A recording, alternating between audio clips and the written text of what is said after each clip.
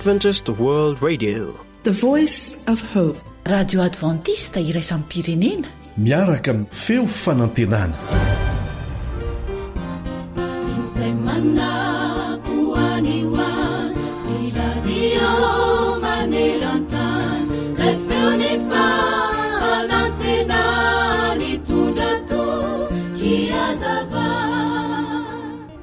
Menmenina eran'ny trano ity tovolahy kely iray satria tsy tia moa ny loka nataon-dreniny.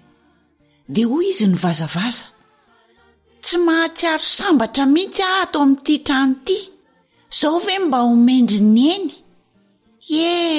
Sambatra ery zao ny ankizy hafa mahazo izay zavatra tiany fa sarera no mijaly oatra izao.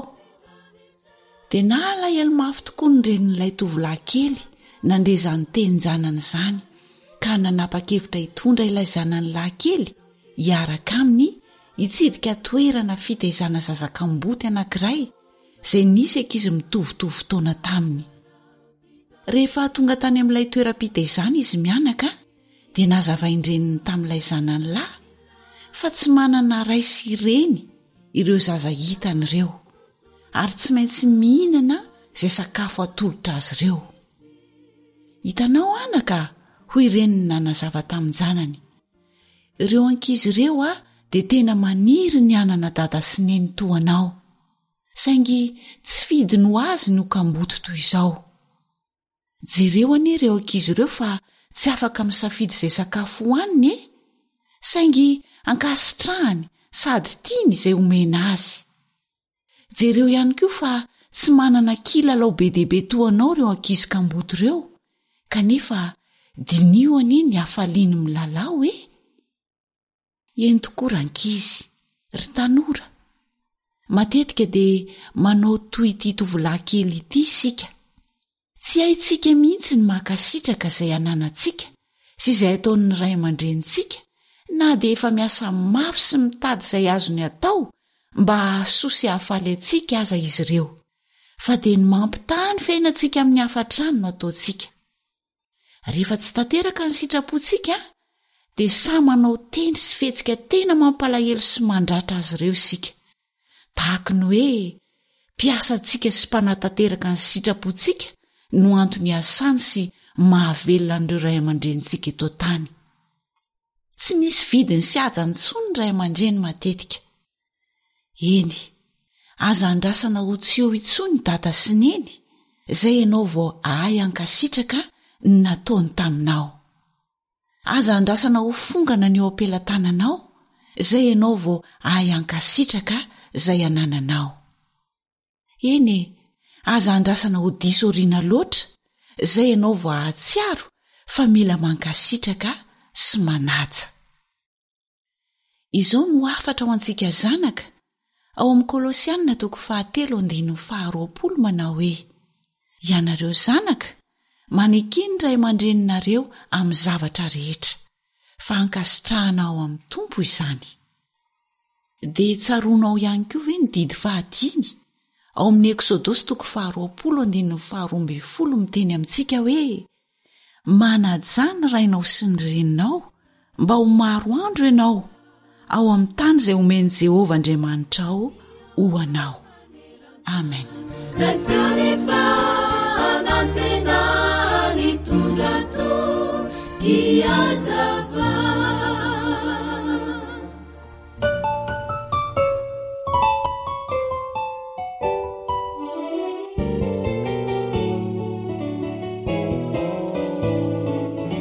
Zaza tsy tira aman-dreny, mitera mahita izany no fomba sy fiteny ho any andro izay sisa, amin'ny andro izay sisa, zahirana sy miady mafy, antaona ny maro noho ny afy, na marariana na salama toy izao ireo ray sy reny tsy manda.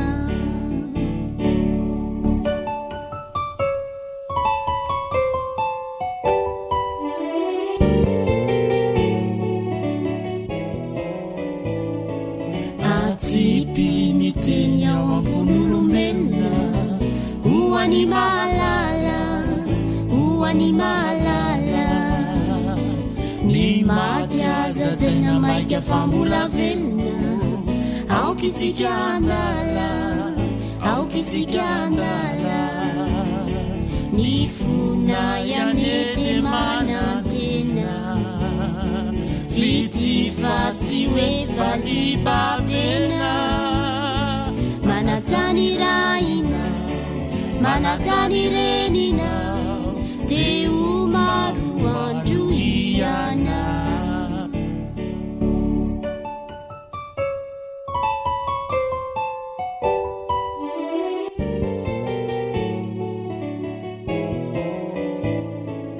enosy arao nianatranatromena tsy hotratrininenina tsy hotratrininenina ireny nolova sy arena aseo ifazafenina aseo ifazafenina io ane nolova sarobity zay tsy tianatra te biby fandaluvananety fandaluvananety antea isiky fankaty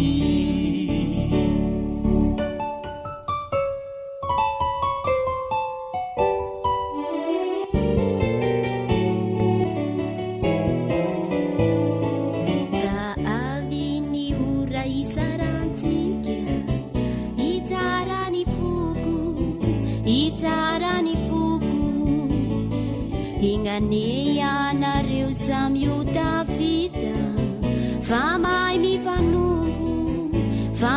mifanumbu iturami finunatrani kayana indray andany trani zainu afatrafatra apetraka aminy taranako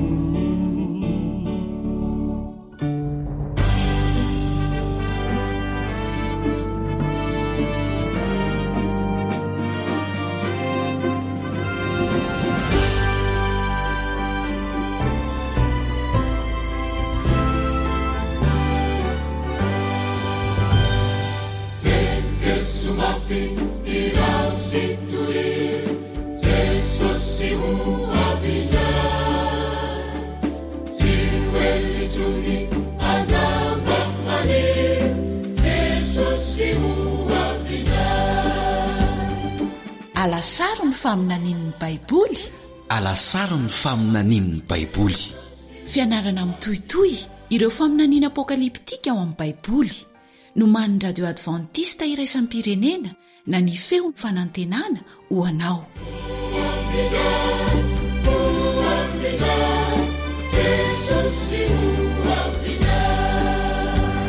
Eliandry amin'ny tantsoa no anarako ho antsika izay voizao no manaraka ity famelabelarana ity. Faly atafahoana aminao indray ao anatin'izao fiaramianatra izao.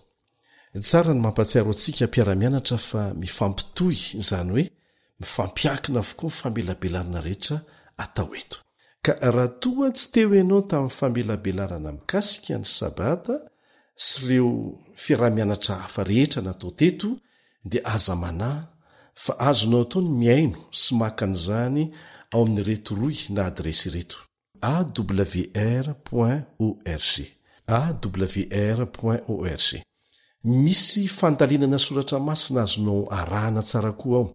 Ankoatran'ireo dia azonao atao koa ny mamerina miaino ireo famelabelarana rehetra ao anatin'ity pejy Facebook ity. Ary efa be dibe nareo no manao an'izay. AWR feo fanantenana. AWR feo fanantenana. Azonao atao koa ny mianatra baiboly mamaim-poana amin'ny alalan'ity pejy Facebook manokana ity sy mametraka fanontaniana. Feo fanantenana. Zay fotsiny anarany feo fanantenana.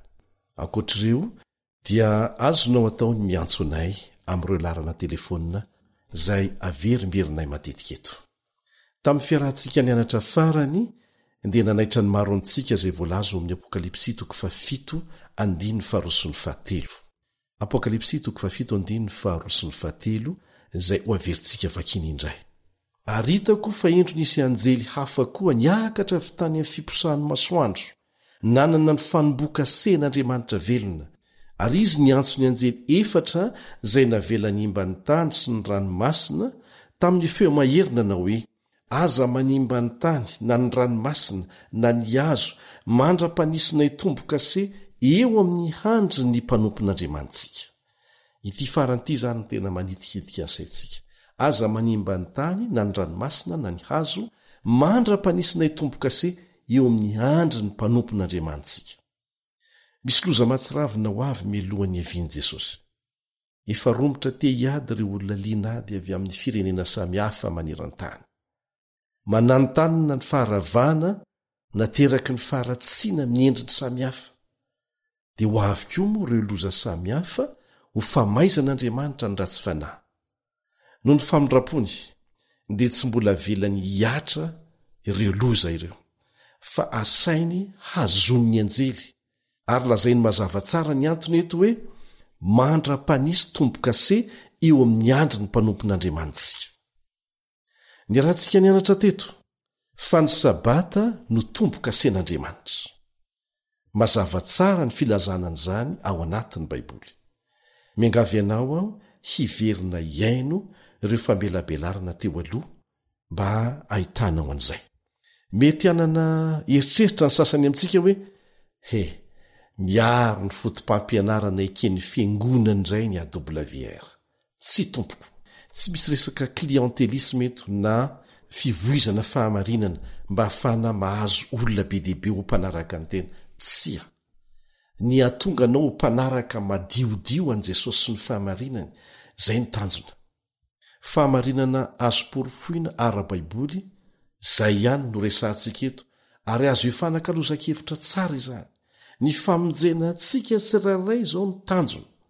Tsy ilayntsika ny hiaro ny fahamarinana ao amin'ny Baiboly, satria ny fahamarinana dia tsy mila fiarovana, fa isika ny mila fiarovana tsy ho tratra ny fampianarana sandoka, entin'ny mpampianatra sandoka sy ny mpaminany sandoka, izay mampiasa an'izany ho fitadiavam-bola, kanefa tsy voavidy vola ny lanitra. Ny famonjena no menantsika. Ka andao isika hifantoka amin'ny fikarohana ny fahamarinana, izay azonao hamarinina tsara. Indray mandeha Jesosy dia efa nilaza fa tsy maintsy iseho reny fitaka, mpaminany sandoka, mpampianatra sandoka reny rehefa manatombotra ny fiaviany indray ny amin'ny raolanitra. Ary zava-misy miariary atraizatraizana zany amin'izao fotoana izao ka ny tsy ahavoafitaka antsika ny tanjona. Ahoana ary no ahalalana azy ireny ho ianao? Raha manontany mpiasa ny banky ianao hoe ahoana ny fomba hahalalana ireo ny vola sandoka, na tsy mampiasa fitaovana fisedrana vola sandoka azy ianareo, dia tsotra ny avaliny ianao. Tsy mianatra vola sandoka izahay, fa ny ataonay dia mianatra tsara ny mampiavaka ny vola tena izy, dia ho mora aminay ny mahalala ny sandoka. Ary izany indrindra no ataontsika, satria izany no nasain'i Jesosy atao. Torio ny fahamarinana. Lazainanao ny marina, izay nasainy tenin'Andriamanitra ho fantaritsika, ho fiarovana antsika izany. Ary ho jerentsika koa ireo pirofo maneho fa tena ny seho tokoa izany, ary azo marinina avokoa izany rehetra izany, ahitanao fa misy ny sandoka tsy tokony ahavoafitaka, ary misy ny marina tokony arahana.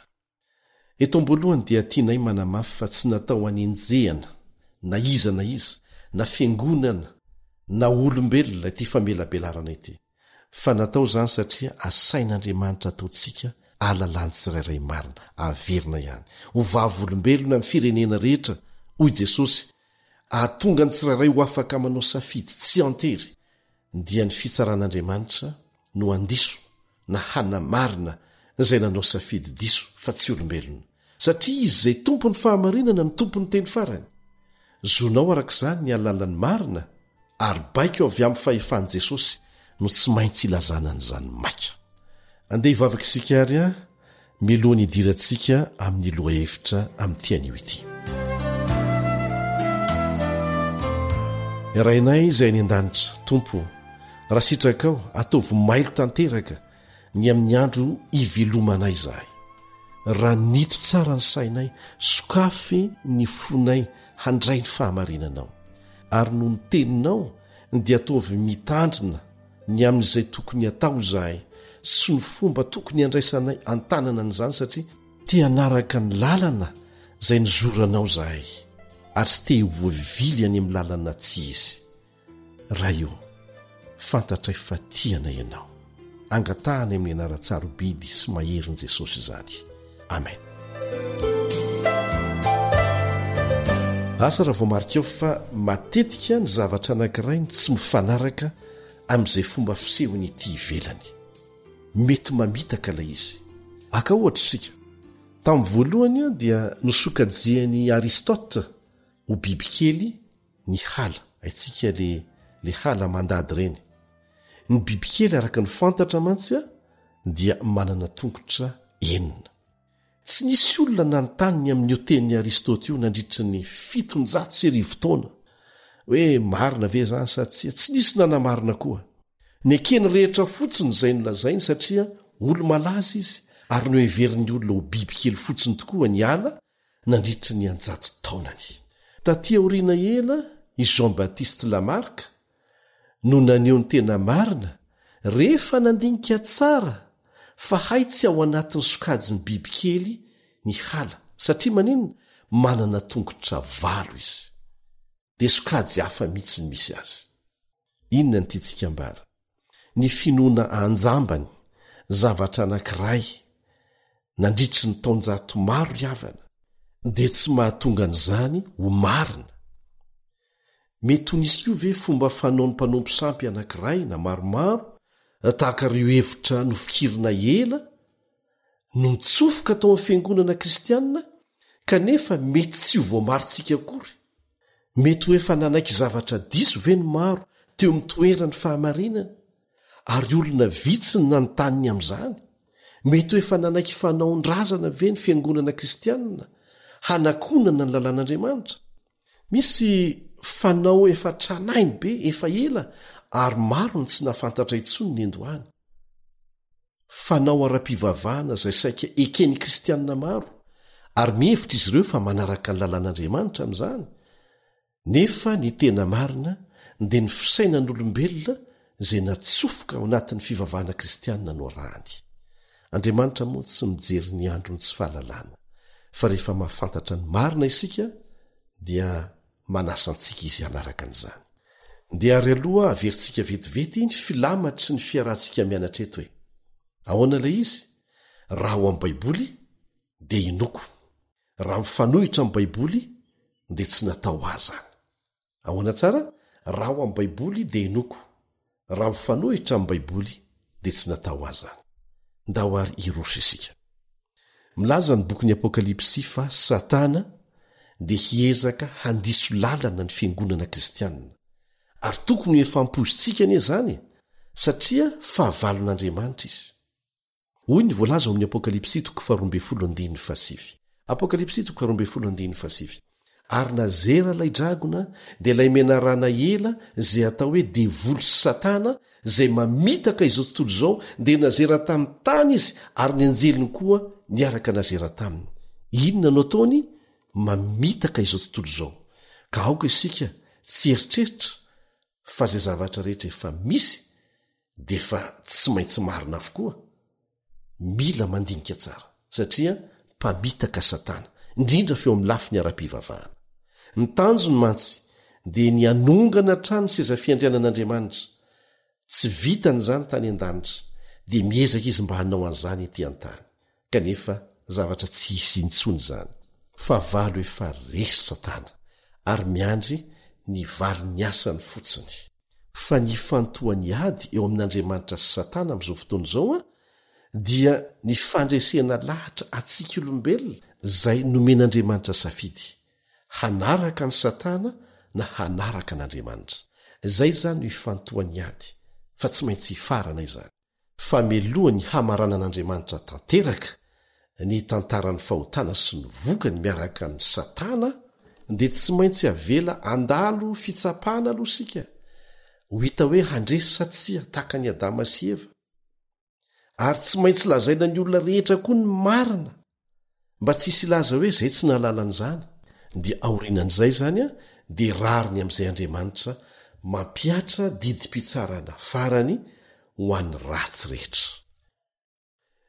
Ny fanorenan'ny fanjakana rehetra ry havana dia mipetraka eo amin'ny fahefana sy ny fahazony manao lalàna. Sa tsy izany? Raha mandahy tsy hanaraka ny lalànao ny ao ambany fifehezanao dia tena mandahy tsy ho fehezinao izy zany. Ary izany no efa nataon'ny Satana tany an-danitra ary mbola tohizany ity sy hitoma ny olona maro hanaraka azy. Nitafian'ny Satana ny lalàn'Andriamanitra ary efa niarantsika nianatra teto fa ny sabata no ivo ny lalàn'Andriamanitra izay misy ny tombo-kase mahampamorona an'Andriamanitra sy mahatompony izao rehetra izao azy. Ka tsy atao mahagaga raha Satana lehibe ny mpisandoka no hamely ny mpamorona amin'ny fanapotehana raha azony atao ny mariky ny famoronana dia ny sabata. Misy ireo kristianina tsopo mamaky ny didy folo ny soratan'ny tanan'Andriamanitra, mahita ny didy faefatra ao amin'ny Eksodosy 4:20 izay manao hoe matserova ny andro sabata hanamasina azy, enemana no iasanao sy hanaovanao ny rahanao rehetra fa sabatany Jehovah Andriamanitra ao ny andro 7. Rehefa mamaky an'izany izy ireo dia sahiran-tsaina satria ny fiangonana ivavahan'ny akamaroany izy ireo dia tsy mitandrina izany andro izany kanefa manamasina andro hafa. Azo antoka kanefa fa tsy niova ny fitandremana an'izany ao amin'ny Baiboly manontolo. Magaga fa ny andro voalohany izay midika ho alahady dia tsy voalaza mihitsy ao amin'ny Apokalipsy. Ary imbalo kosa nefa ny voatonona ao amin'ireo boky hafa ao amin'ny Testameta vaovao ny hoe andro voalohany amin'ny herinandro. Andro voalohany amin'ny herinandro. Imbalo no ilazana an'izany. Ka raha mihevitra ny olona fa misy baiko hitandremana ny alahady ho amasinina ho solon'ny sabata dia tokony ho hita ao amin'ny iray amin'ireo andala-tenin'ny Baiboly miresaka ny andro voalohany izany. Sa tsy izany? Mitadiny marina no ataontsika eto, tsy misy famelezana an'izaniza na torabato an'izaniza fa isika rehetra samy maniry ho tonga any an-danitra, na ny manana ny diso na ny mahafantatra ny marina. Andeha hianatra pahatsora-po ny marina isika satria atapitrisany kristianina tsopo izay mino an'Andriamanitra ho mpamonjy azy tia ny Baiboly kanefa manamasina ny alahady ho andro fivavahany. Nahoana ny Baiboly no anginany amin'izany loha-hevitra izany? Asa raha fantatrao fa misy anankiray amin'ireo faminaniana lehibe ao amin'ny boky ny Apokalipsy no ahitana ny loha-hevitra momba ny nahatonga an'izany fanovana ny nina natao tamin'ny lalàn'Andriamanitra izany. Tsy hazava amintsika nefa izany raha tsy mianatra amin'ny saina vonona ny alalan'ny marina isika. Araka ny efa nolazaina teo aloha dia valo ihany ny andininy ao amin'ny Testameta vaovao izay ahitana ny fitenenana momba ny andro voalohany amin'ny herinandro. Imbalo miverina izany ao amin'ny Testameta vaovao. Ao amin'ny Baiboly ny alahady dia antsoina mandrakariva hoe andro voalohany amin'ny herinandro. Fa ny asabotsy indray dia antsoina hoe andro 7. Ampiasaina hatrany ny isa hanamarina ny andro ny herinandro manomboka hatrany amin'ny Genesisy hatrany amin'ny Apokalipsy. Ny fanisana no nampiasain'Andriamanitra fa tsy nanome anarana andro izy. Mbola irasantsika eo ny antony aoriana. Andahoany eo asesitsika ny famakiana reo 9 ao amin'ny Baiboly izay ahitana ny fanononana hoe andro voalohany amin'ny herinandro. Dia hiangaviako mihitsy ianao handray naoty dia ho jerentsika amin'ny saina mazava raha misy amin'ireo andinon'ireo manosokevitra na kely aza fa tokony ho tandremana ho masina ny andro voalohany amin'ny herinandro na tsia.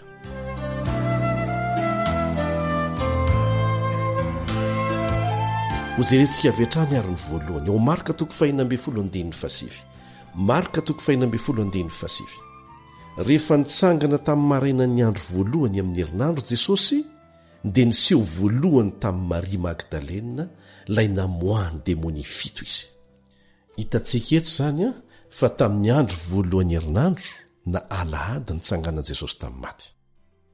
ary mankalaza n'io nitsanganana io ny kristianina maneran-tany isa-taona amin'ny aladiny paska sa tsy zany saingy tsy misy filazana mihitsy eto fa natao amasinina io andro io isan-kerinandro. dia raisitsika indray ny andininy manaraka ao Matitoko 7:21 Matitoko 7:21 ary tamin'ny aliny sabata raha vo mazava ratsy ny andro voalohany amin'ny herinandro dia avy izahany fasana Maria Magdalena sy ilay Maria anankiray. Mario fa mifarana aloha ny sabata eto vo tonga ny alahady. Tsy misy pirofoko eto ilazana fa masina io andro io. dia raisitsika indray ny andiny manaraka fahatelo ao amin'ny Jaona 2:21 Jaona 2:21 ary tamin'ny andro voalohany amin'ny herinandro dia nandeha maraina koa mbola maizimaizina hakany amin'ny fasana Maria Magdalena ka nahita vato voaisotra tamin'ny fasana. Dia nio tsara ny misy amin'ireo andinin'ireo ve manosokevitra fa tokony heverina ho masina ny andro voalohany. Mazava ny valiny tsia. Raisitsika indray ary ny andininy ray faefatra milaza ny andro voalohany amin'ny herinandro ao amin'ny Marka 4:12 andiny voalohany sy ny faharoa. Marka 4:12 andiny voalohany sy ny faharoa. Ary rehefa afaka ny andro sabata dia lasa nividy zava-manitra Maria Magdalena sy Salome ary Maria reniny Jakoba mba handeha hanositra ny fatin' Jesosy. Ary noho ny maraina koa tamin'ny voalohan'andro amin'ny herinandro rehefa niposaka ny masoandro dia nakany amin'ny fasana izy ireo. Iarahantsika malala fa ny zoma tolakandro no nanomboana an' Jesosy. Ny zoma dia natsoina mandrakariva hoe andro fiomanana satria niomana ho amin'ny sabata masin'Andriamanitra ny olona tamin'io andro. Dia nitsahatra tao am-pasana nandritry ny sabata Jesosy, izany hoe tamin'ny andro fafito amin'ny herinandro dia niasa botsy zany. Taorianan'izany dia nitsangana tamin'ny alahady andro voalohany amin'ny herinandro Jesosy. Manamafy amintsika fotsiny izany rehetra izany fa sabata ny andro fafito. Raisitsika indray ary ny andininy manaraka izay ahitana ny hoe andro voalohany amin'ny herinandro. Ity izany ny andininy fahadimy ahitana an'izay. Ao amin'ny Luka 4:20 Luka 4:20 fa noho ny maraina koa tamin'ny andro voalohany amin'ny herinandro dia nakany amin'ny fasana izy nitondra zava-manitra izay fanamboariny. Tsy misy filazana koa amin'ity andininy ity fa efa nanjary sabata masin'Andriamanitra ny alahady. Sa tsy zany? Ijery ny andininy anankiray fahaenina manaraka isika izay miresaka momba ny andro voalohany ao amin'ny Jaona 2:20 Jaona 2:20 ary rehefa riva n'ilay andro voalohany amin'ny herinandro rehefa voarindrina ny varavarana izay niangona ny mpianatra no ny fatahoran'ny jiosy dia tonga Jesosy ka nitsangana teo fovoany dia nanao taminy hoe fiadanana ho anareo. Dia apetrakitsika indray ny fanontaniana misy mampiasa n'ity andininy ity hanamarinana ny fankamasinana ny andro alahady mantsy. Ny mpianatra nefa tsy afaka nanokana andro masina vaovao ho voninahitra ny tsanganan Jesosy. Satria mario tsara nie fa mandra-piseho an' Jesosy teo fovoan'izy ireo dia tsy netinindro zareo fa nitsangana Jesosy ary voapirofo ao amin'ny Marka 4:14 zany manao hoe rehefa afaka izany dia niseho tamin'ny 12 lahy Jesosy raha nipetraka ny hinana ireo ary izy nanome tsiny azy noho ny tsy finoany sy ny hamafy ny fony satria tsy ninon'ireo efa nahita azy rehefa nitsangana izy. Endry namako isany dia nio tsara fa ireo andiny enina ireo dia samy tsy milaza ninonina ny amin'ny nanovana ny sabata masin'Andriamanitra ho amin'ny andro voalohany amin'ny andro alahady zany. Dia ndao toizantsika ihany mbola manana andininy roa isika izay miresaka ny amin'ny andro voalohany amin'ny herinandro. Ity ny fahafito ao amin'ny Korinthiana 1:12 sy ny faharoa. Korinthiana 1:12 sy ny faharoa. Ary ny amin'ny famorim-bola ho an'ny olona masina dia mba manaova koa ianareo toy izay nasaiko nataon'ny fiangonana any Galatia. Amin'ny andro voalohany isan-kerinandro dia samy manokana ho amin'ny avy ho rakitra na mininona no anambenana azy mba ho vita rahateo ny famorim-bola mandra-pahatongako. Eto Paoly dia manome toromarika mba hanokanana izy ireo ny volany amin'ny fiandohan'ny herinandro ho vonona ho amin'ny fanatitra amin'ny sabata. Nanangom-bola mantsy Paoly tamin'io fotoana io ho an'ireo kristianina tany Jerosalema izay tratry ny mosary, dia nanoratra mialoha tany amin'ny fiangonana izy, nilaza fa hamangy azy ireo ary nangataka ny mpino tsirairay hanokana vola isan-kerinandro mba ho efa vonony izany rehefa tonga izy. Hinoko fa mazava koa ny amin'iny. Dia ho jerentsika ny andininy anankiray fahavalo farany ao amin'ny Asin'ny Apôstôly 2:7 izay miresaka ny amin'io andro voalohany io ihany. Asin'ny Apôstôly 2:7. Ary tamin'ny andro voalohany amin'ny herinandro, rehefa niangona maki ny mofo zahay, Paoly dia nitoroteny taminy fa nikasa handeha maraina izy dia naharitra nitoroteny mandra-pamamatonalina izy. Moa ve milaza io andininy io fa ho tandremana ho andro masina ny alahady, nanovana ho andro voalohany ny sabata ny andro 7. Sia ny hoe mamaky mofo sy ny hoe mankalaza fandraisana ny fanasan'ny tompo tamin'io fanompompivavahana io dia tsy manondro fa masina io andro io, satria lazain'ny Baiboly tsara rehefa mamaky sika fa namaky mofo isan'andro anie ny mpianatra. Zany voalaza ao amin'ny Asin'ny Apôstôly 2:7. Asin'ny Apôstôly 2:7. Ny ray saina isan'andro izy ka nazotona keo kianjany tempoly ary namaky mofo tao an-trano ka ninakanina tamin'ny fifaliana sy ny fahatsorako. Dia endeha atao hoe manaja ny alahady isika ho fahatserovana nitsanganan'i Jesosy tamin'ny maty, na tsy nangataka ny hatserovana ny andro nitsanganany azy izy. Tsy tokony hanafoana ny fanamasinana ny andro sabata izay nasain'i Jehovah ho amasinina mihitsy anefa izany, ary nataony ho lalàna mihitsy ane. Efa hitantsika avokoa ireo andininy 8 ao amin'ny testamenta vaovao miresaka momba ny andro voalohany amin'ny herinandro na ny alahady. Ianao mihitsy ny mahita fa tsy nisy mihitsy na endrika kely ny fanovana ny andro sabata andro 7 ho lasa alahady tamin'ireo andininy 8 mivakitsika ireo. Dia mipetraka ary ny fanontaniana, ahoana ary natonga ny fiovana teo amin'ny andro fivavahana? Satria ny ray amin'ireo ny tsy maintsy izy. Kristianina tsopo maro no mamaky ny Lioka 4:4. Lioka 4:4 izay milaza mazava fa Jesosy araka ny fanaony dia niditra tao amin'ny sinagoga tamin'ny andro sabata. Tsy pio tsara ilay hoe araka ny fanaony. Efa ny anarantsika teto koa izay voalazan'i Jesosy eo amin'ny Mateo 4:20. Mateo 4:20 rehefa niteny tamin'ny mpianana izy mba hivavaka mba tsy ho amin'ny andro sabata no antosiran'izy ireo amin'ny fotoana handravan'ny fahavalo any Jerosalema, izay niseho 40 taona taorianany akaran'i Jesosy tany an-danitra. Izany hoe milaza Kristy eto fa ny mpianany dia hitandrina sabata 40 taona aty aoriana. Inoko fa mazava amintsika izany. Ao amin'ny Asin'ny Apôstôly 7:12-14. Asin'ny Apôstôly 7:12-14 dia tanàna ray manontolo ny nampianarin'ny Paoly hitandrina ny sabata. Dia efa nianarantsika teto koa fa ny andro ny tompo voalaza ao amin'ny Apokalipsy 1:10 dia ny sabata. Ao amin'ny Lioka 5:1-5 dia milaza mazava fa andro ny tompo ny sabata. Mbola manamafy an'izany koa Jesosy eo amin'ny Marka 2:7-20 sy ny 9 sy ny Mateo 2:12-9 famerenana izay efa nizaraina tamintsika teo aloha fotsiny izay.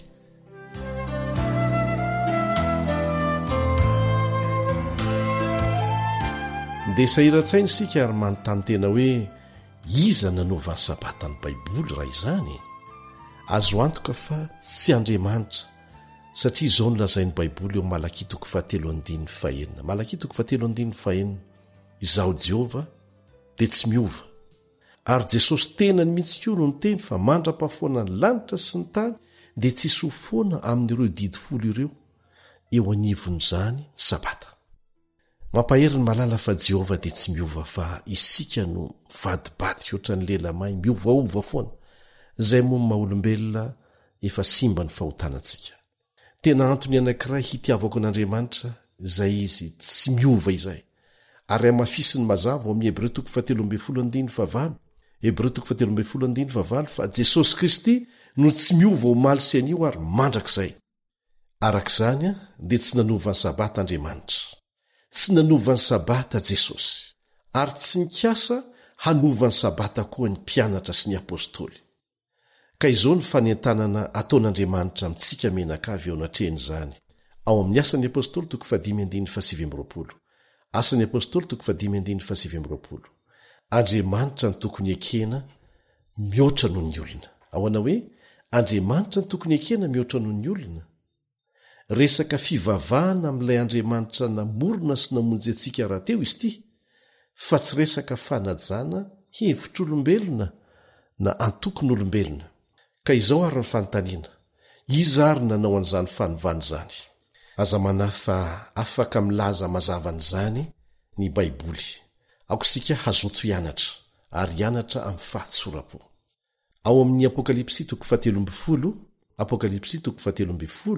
dia misy bibidia voalaza fa niakatra avy tamin'ny ranomasina. Maneho tandindona ara-paminaniana fa tsy ara-baky teniny hoe bibidia eto. Ny 7 io no ahitantsika ny mariky ny bibidia dia ny 490. Ahoana ny filazanany amin'ilay bibidia ary? Ilayntsika ny malala aloha fa ny biby ao amin'ny Baiboly dia sary entina maneho ara-tandindona ny fanjakana sy ny hery, fa tsy tena biby mahatsiravina mivoaka avy tao amin'ny ranomasina ara-baky teny akory. Ary izao no aoka tsy esorona ao an-tsaina rehefa mianatra ny boky Apokalipsy. Tena tiantsika Jesosy. Fanambarana avy aminy ny boky ny Apokalipsy.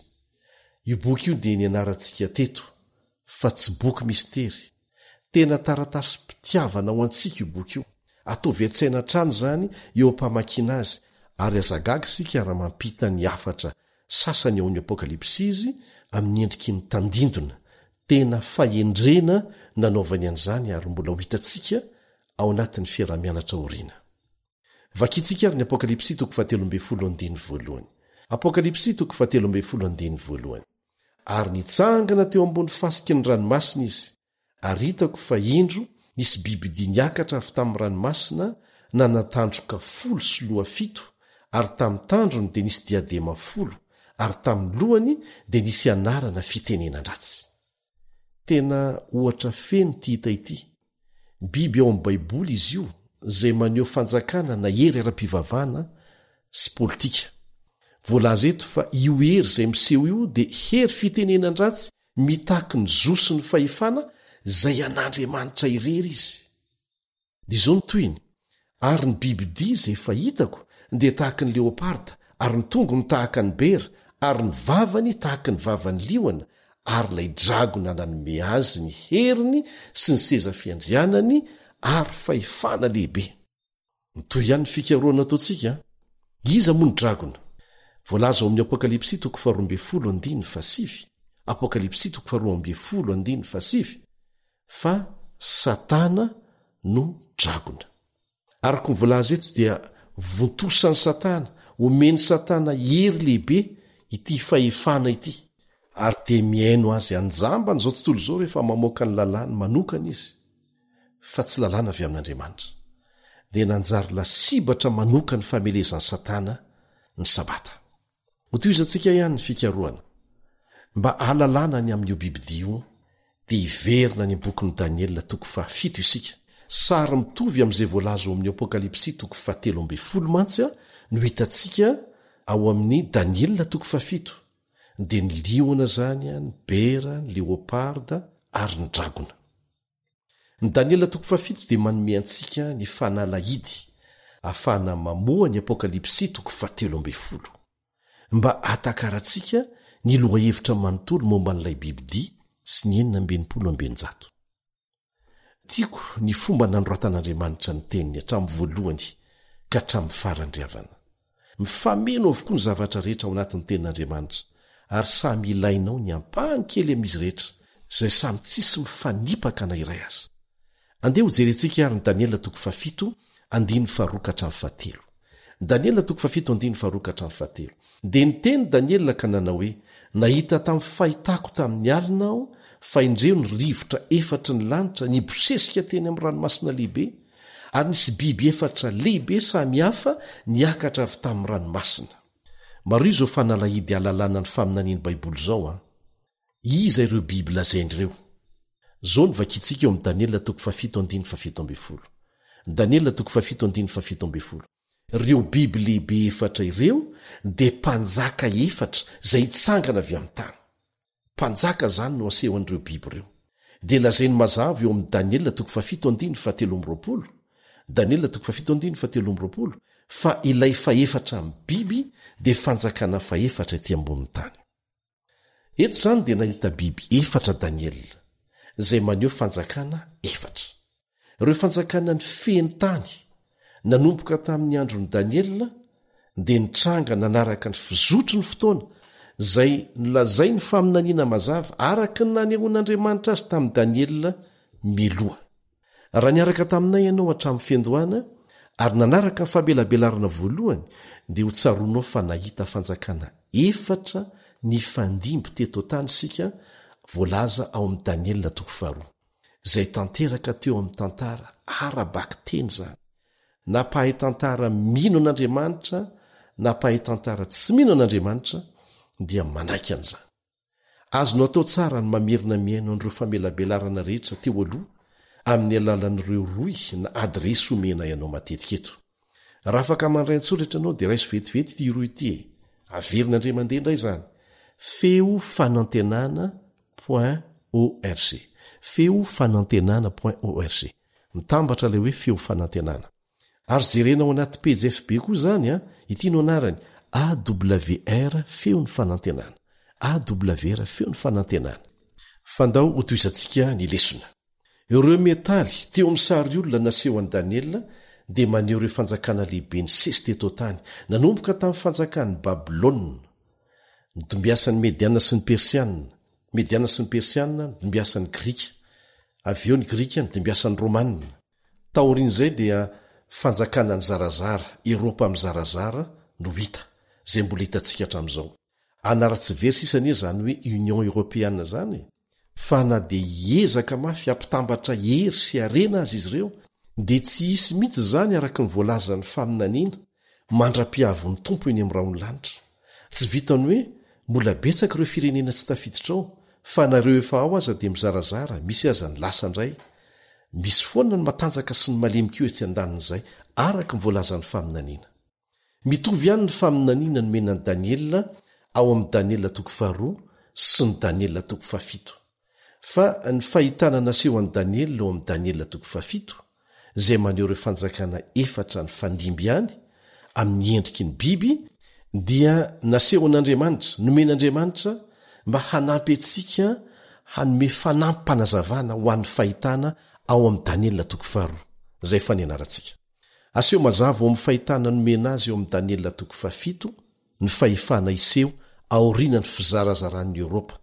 Fahefana zay hiezaka nova ny lalàn'Andriamanitra ary io mihitsy ny karoantsika araka ny voalaza tamin'ny andininy zay efa nivakitsika teo aloha.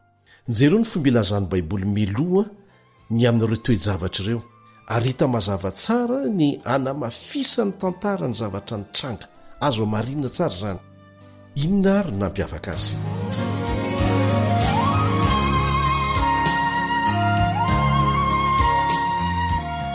Andeha ho jerentsika tsirairay ary ny fomba nanehoana ireo fanjakana efatra amin'ny endriky ny biby. Atomboka tsika amin'ilay biby voalohany. Hoy ny Daniela 7:7. Ny voalohany dia toy ny liona ary nanana elatry ny voromahery. Nijery ao ambara-panongotra ny elany ary natsangana avy tamin'ny tany izy ka najoro tamin'ny tongony roa toy ny fijoron'ny olona sady natao manana fon'olombelona izy. Tandindona dolo zay Ny biby voalohany dia tahaka ny liona zany zay nanana ny elatry ny voromahery. Eny, rehefa niady ny tany ambanin'ny tany teo akaiky ny toerana nisy an'i Babilôna fahiny zay any Iraka amin'izao fotoana izao ny arkeolôga nareo mpikaroka ny rakitry ny elany ambanin'ny tany dia nahita sarina liona manana elatry ny voromahery teo amin'ny rindrina. teo amin'izao tontolo zao fahiny moa dia fantatry ny olona fa maneho any babilôna ny lioana ary zany tokoa. Rehefa izany dia iseho ny firenena manaraka satria tsy hanapaka mandrakizay ao an'izao tontolo zao babilôna araka nefa ny anarantsika azy teto. Jerentsika ary any Daniela 7:5. Ary indro koa faharoa biby hafa tahaka ny bera izay nampisondrotra ny ila tenany sady nisy taolatezana telo teo ambavany anelanelany nifiny ary toy izao ny voalaza taminy mitsangana omana nofobe. Inona indray milazainy izany? Nandresy sy nanongana ny babilôna ny fanjakana mitambatry ny mediana sy ny persianina izay naseho tamin'ny metaly volafotsy ary amin'ny Daniela 2 fa aseho amin'ny endriky ny bera izy ato amin'ny Daniela 7. Ny bera ny mediana sy ny persianina izay nanandratra ny ila tenany dia maneho ny persianina izay nanongana ny babilônianina voalohany. Ny persianina nanao an'izay voalohany. Aveo ny feny medianina indray izy ireo. Inona ny voalaza ho teo ambavan'ilay bera? Taolatezana telo. Ny heviny dia tsotra. Babilônina aloha no nyresen'ny medianina sy ny persianina voalohany dia ny anavaratra izy ireo dia nandresy any Lidia. Zay ny faharoa. Aveo dia ny anatsimo-ndray dia nandresy any Egipta. Zay ny fahatelo. Ireo firenena telo ireo, Babilôna, Lidia ary Egipta, no aseho an'ilay taolatezana telo. Tena nitranga rabaka teny teo amin'ny tantara ny fahatanterahan'ny faminanian'ny baiboly ry havana ary tena tiako izany, inoko fa tianao koa. Dia niseho indray ny fanjakambe fahatelo ao amin'ny Daniela 7:5.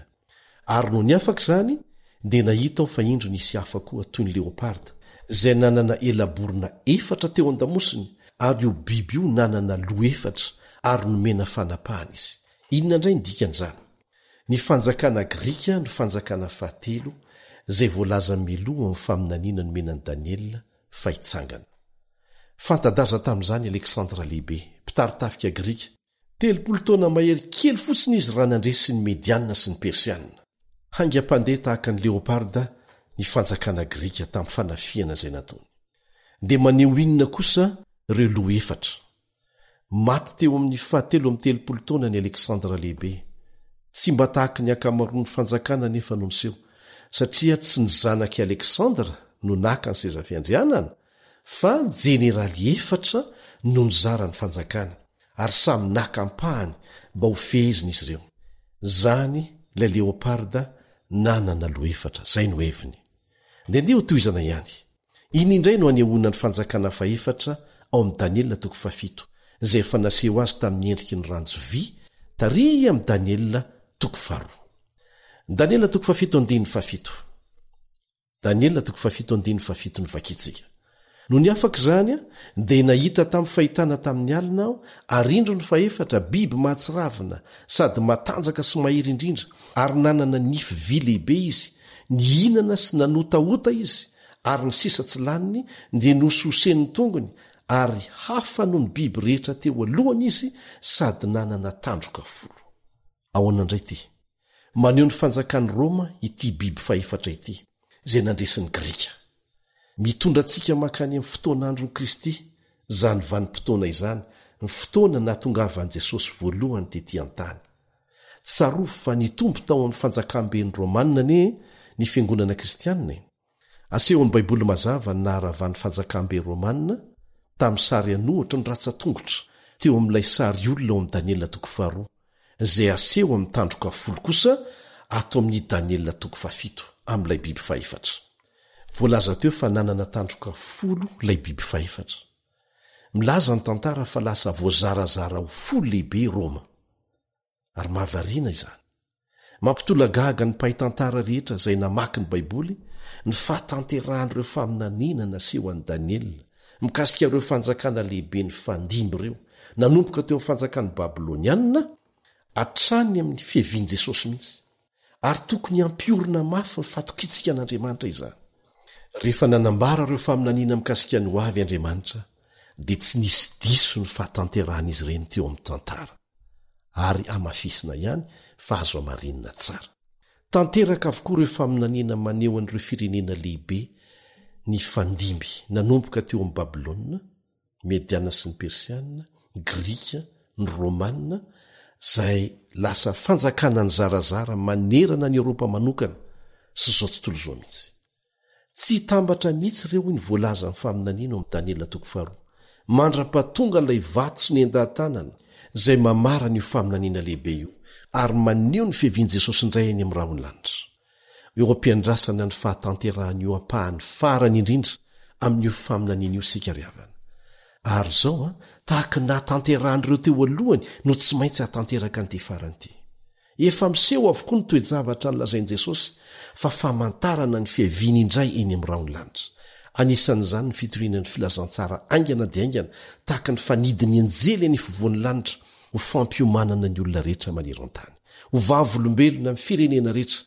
Ary ny olona tsirairay mihitsy no tsy maintsy hanao safidy mazava handray ny famonjena tolotr'Andriamanitra sy ny fahamarinany na tsia. Hifidy ny andany aminy sy ny fahamarinany na tsia. Melohany hitsaran'ny olona rehetra araka ny asany. Molo toizantsika ny fiarah-mianatra ary azo valiny mazava avy amin'ny Baiboly sika mikasika an'ilay bibidia sy ny fitaka nentiny nanovany lalàn'Andriamanitra. Fa manasanao izay tsy hanapaka mihitsy mba halalànao marina. Andeha hiaraka hivavaka aloha isika.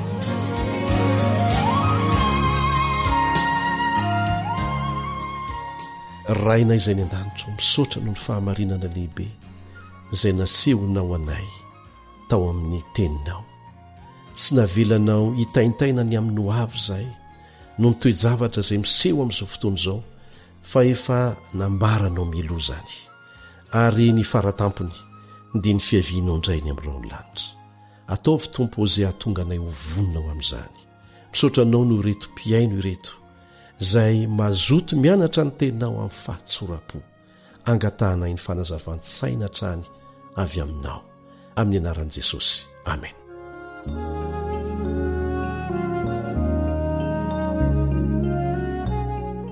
Misaotra anao nahatratra amin'ny farany fa mbola hitoy ny fikaroantsika, hitoy ny fiarahantsika nianatra teto androany. Aza manapaka mihitsy fa natao ahasoa ny fiainanao amin'izao fotoana izao izany ary hiankina be dehibe amin'izany koa ny fiainanao mandrakizay. Manao mandra-piona vetivety ary ny mpiara-mianatra aminao Elion Andriamitansoa.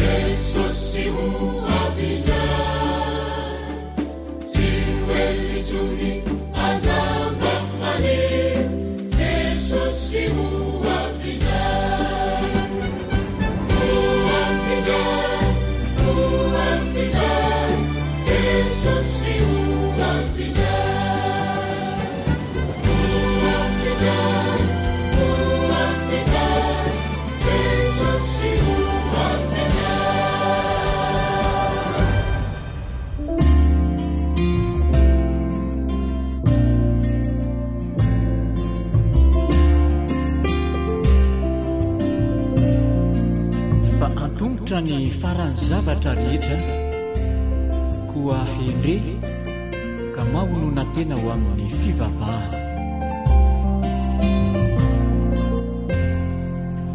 Efa tombotra ny andro efa kaiky izany ora miomane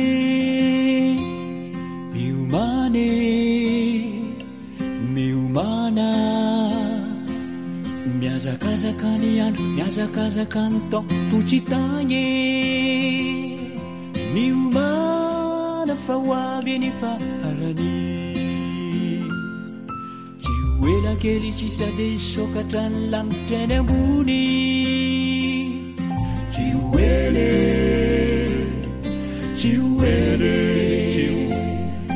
ka iseho le mpanjaka le mesi zay nandrasanatiny eny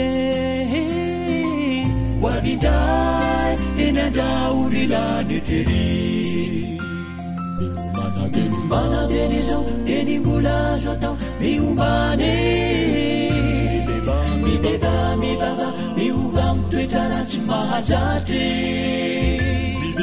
miverena mitompo ianao ka modia ao an-tranony ray danymaviny finoana ho ampinga etinany aza miave maharendatrany atrany amiasa fanompo aza mialy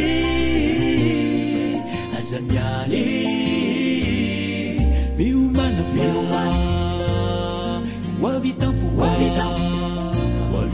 hoavitampo ka tsy ampoezina ny viaviny tompo miomana kelisisy hoavitany tompo tsika zay nandasantsike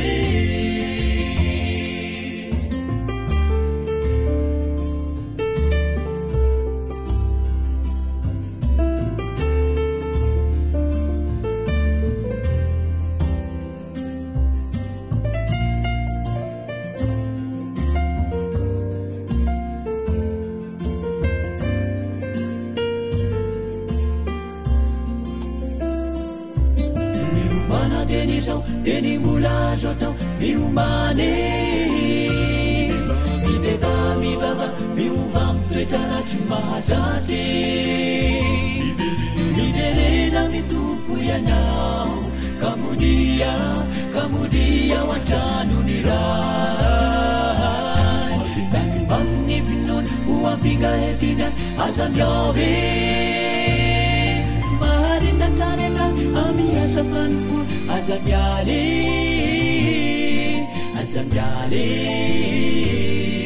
miomana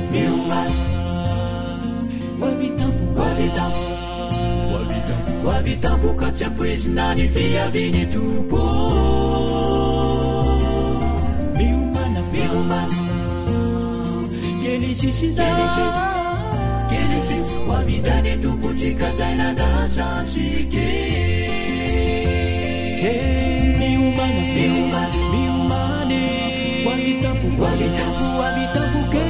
hoavitampo ka tsy ampoezina ny viaviny tompo miomana kelisisy hoavitany tompo tsika zay nandasantsike hoavitany tompo tsika zay nandasantsike hoavitany tompo tsika zay nandasantsike